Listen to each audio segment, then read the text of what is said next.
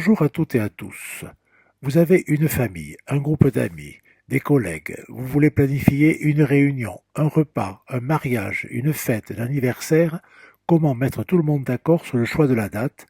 Pour cela, nous allons utiliser une application de Google gratuite qui s'appelle Doodle.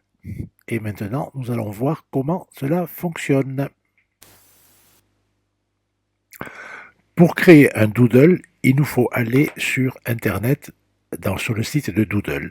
Dans le moteur de recherche, nous tapons Doodle.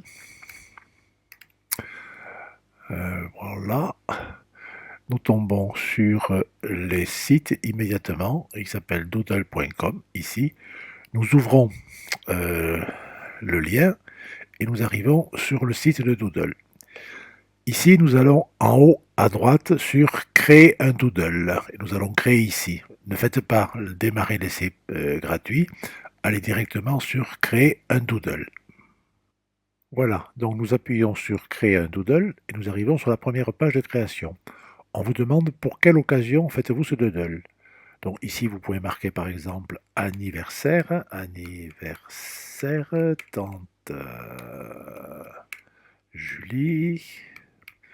On vous demande le lieu, vous mettez par exemple chez moi, ou l'adresse de l'endroit où se déroulera ce que vous souhaitez.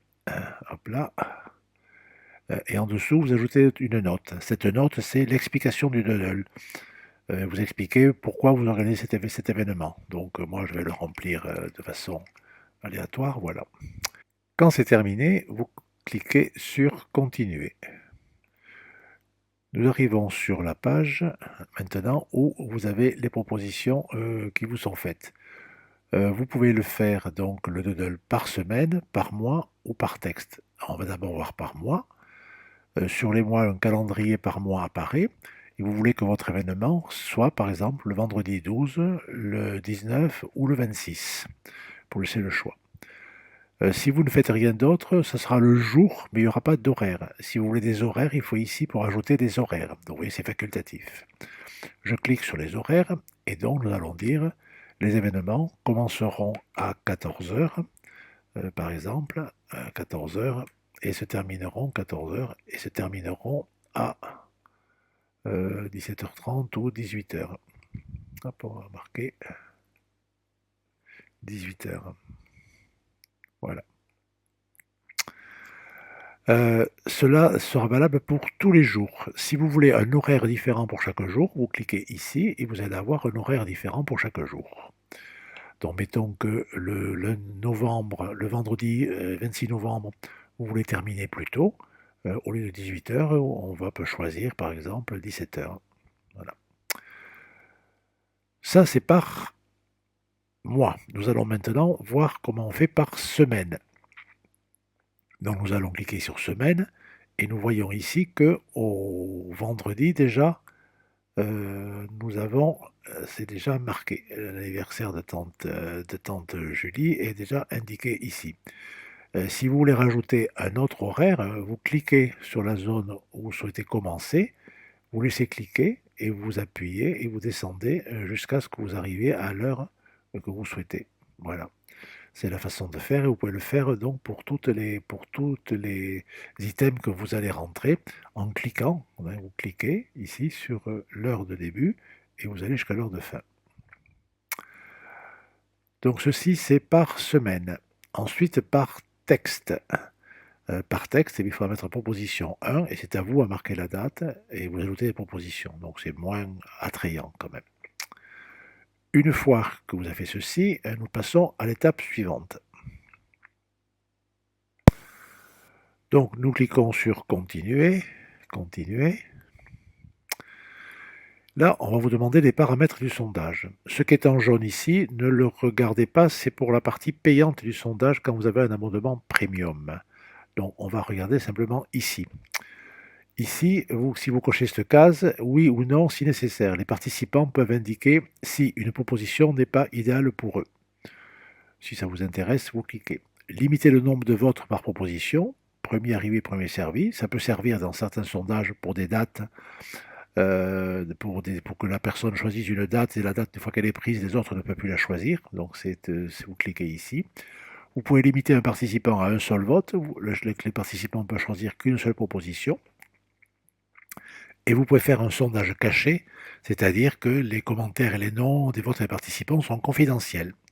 Vous choisissez ce que vous voulez, vous cochez ce que vous voulez, et on passe donc à l'autre. On va continuer maintenant. Donc nous allons continuer, nous cliquons sur continuer. Et sur la fenêtre suivante, on va vous demander qui êtes-vous. Donc il faut mettre votre nom et votre adresse mail, puisqu'en fait les résultats du sondage vous seront envoyés par mail. Donc à vous à mettre qui vous êtes et quelle est votre adresse mail. Une fois que vous avez fait ceci, votre sondage est pratiquement terminé.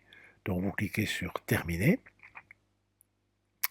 et nous allons avoir l'aperçu du sondage et ainsi le moyen de le transmettre aux personnes que vous souhaitez inviter à votre événement.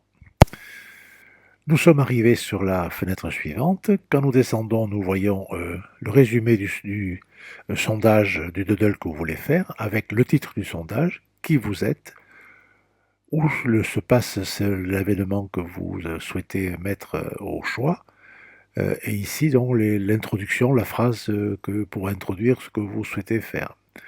Et là, vous avez tout ce que vous avez coché du point de vue date pour ce sondage.